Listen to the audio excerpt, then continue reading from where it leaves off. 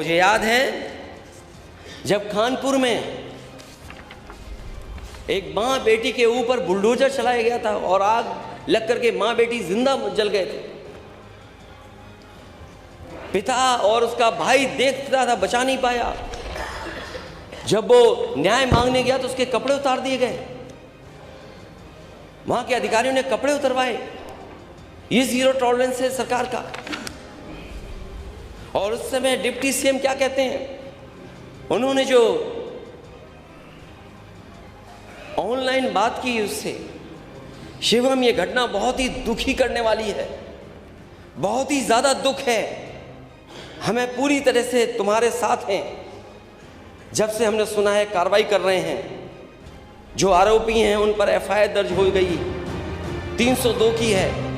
हम कड़ी से कड़ी कार्रवाई करेंगे, किसी को नहीं बख्शेंगे। तुम हमारे परिवार के सदस्य हो, हम तुम्हारे साथ हैं, पूरी सरकार तुम्हारे साथ है। जो तुम्हारी मांगे हैं उन पर गंभीरता पूर्वक काम करेंगे। नमस्कार। जहां भाजपा अपने 8 सालों के कामकाजों को गिना रही है, अपने सेवा, सुरक्षा और सुशासन को प्रसारित कर रही है, अपने तमाम योजनाओं को प्रचार प्रसार कर रही है, बता रही लोगों को। लेकिन वहीं पर 2 साल पहले हुए कानपुर देहात में मंडौली कांड में जो माँ बेटी की जलकर मौत हुई थी, उसको शायद भाजपा के जो नेता हैं या अधिकारी हैं सारे भूल चुके हैं। तो हम लोग कानपुर देहात के मंडौली गांव में है, जो रूरा थाना के अंतर्गत आता है। वही जगह है। आप देख सकते हैं कि यहाँ पर जो बुलडोजर चला के अधिकारियों के द्वारा यहाँ पर गिराया गया था, और यहीं पे जो माँ बेटी की जलकर मौत हुई थी।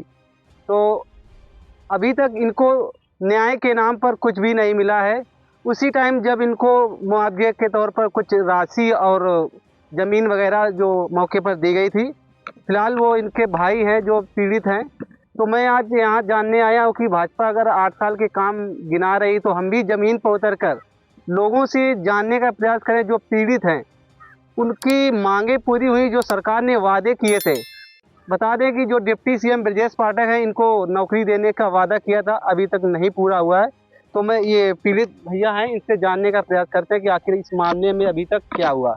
और इन्होंने जो पूर्व सीएम अखिलेश यादव से लेकर बड़े बड़े अधिकारियों और कोर्ट का चक्कर लगा चुके हैं, लेकिन अभी तक न्याय नहीं मिला है।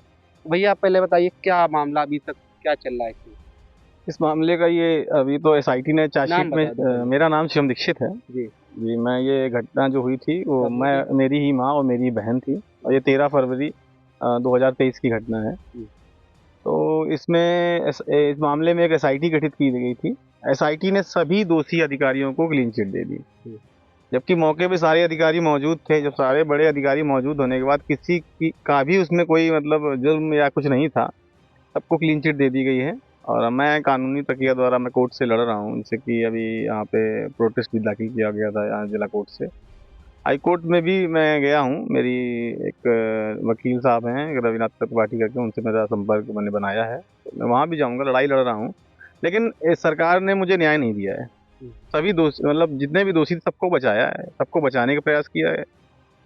तो मैं अपने दम पर, पहली बात तो मैं अपने दम पर कितना लड़ भी नहीं सकता हूँ, क्योंकि इन्होंने फर्जी मुकदमे, मेरे पास 7 फर्जी मुकदमे लगा दिए हैं मेरे ऊपर। इनकी गैंगस्टर की कार्रवाई करने का शायद इनका उद्देश्य होगा, जो भी है फर्जी मुकदमे, जो मुझे पता ही नहीं चलते, कभी अपने आप हो जाते हैं। मुकदमे किस वजह से लगाया जा सकता है? तो मुझे जैसे एक घटना के दिन का, जब मेरी माँ बहन खत्म हुई थी, उस दिन का एक मुकदमा लगा हुआ डकैती का, लूट का।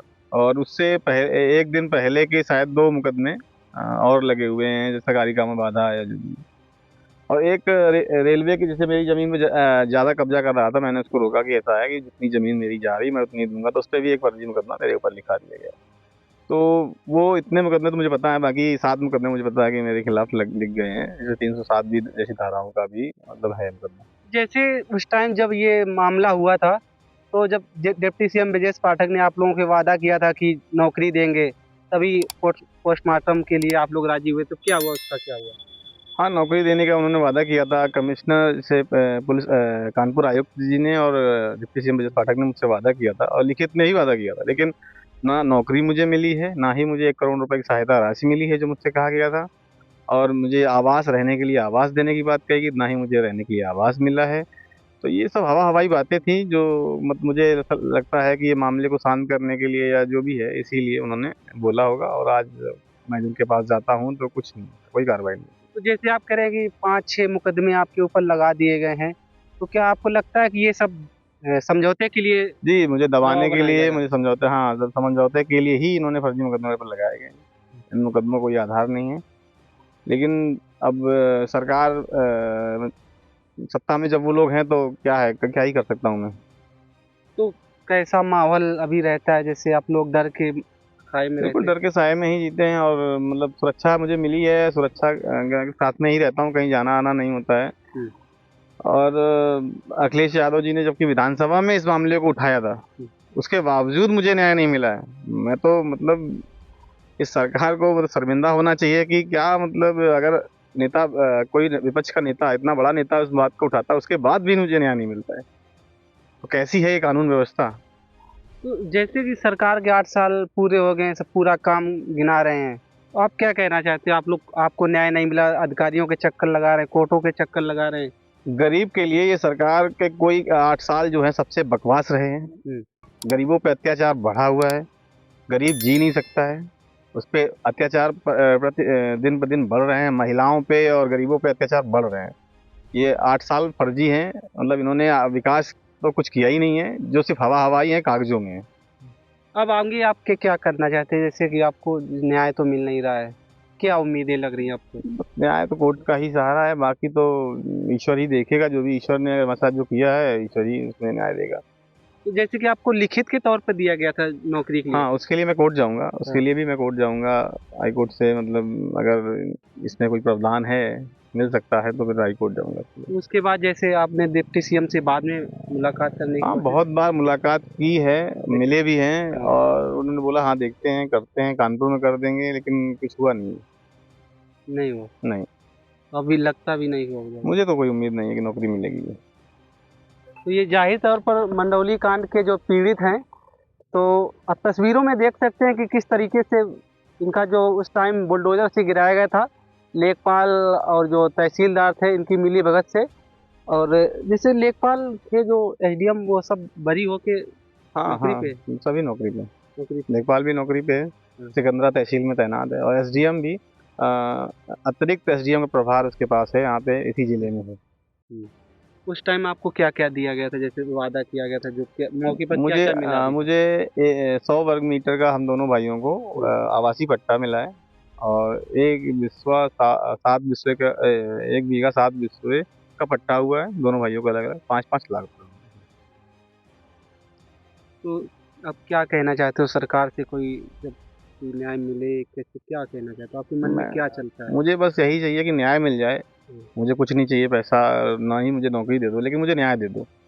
जितने भी दोषी थे उनको सज़ा मिल जाए, और मुझे अगर सज़ा मिल जाएगी तो जो गांव का जो डर का मेरा माहौल है, जो यहाँ डर लगता है रहने में, तो वो डर खत्म हो जाएगा। अगर दोषियों को सज़ा मिल जाएगी तो उन्हें भी सबक मिलेगा, वो दोबारा से ऐसी गलती नहीं करेंगे। लेकिन अगर उन्हें सज़ा ही नहीं मिलेगी तो किस बात से डरेंगे, वो दोबारा ऐसी घटना को अंजाम देंगे।